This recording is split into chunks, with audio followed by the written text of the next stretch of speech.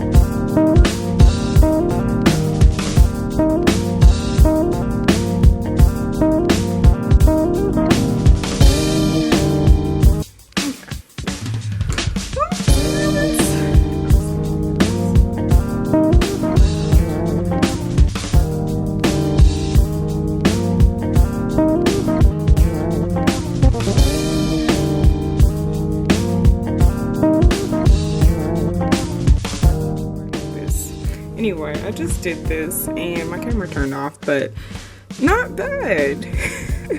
Mine is a little bit bigger, you know, and theirs is a little thicker right there, which I do like.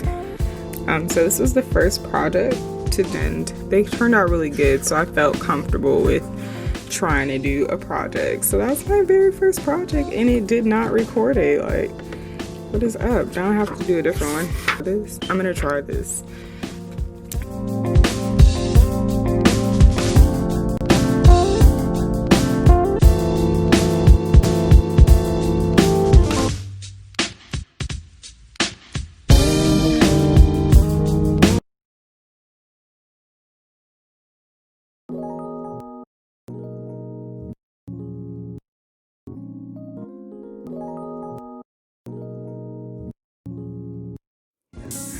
Theirs looks a lot thicker.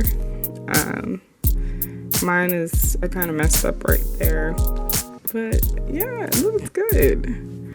It's so much fun. Oh yay! I was like thinking that, I mean, I guess I did like the practice so much, like the words and the letters and the warm-ups, that I was ready for it, but I was so nervous that this one I was gonna like, it's a little bit shaky, but I thought it was gonna be way more shaky than this, and that this was just gonna be a nightmare. The line across the A. That's so pretty. Now, I think another, oh, this is so pretty. I love this. The green. That's really cool. This is so fun, but it looks like a Q, not an A.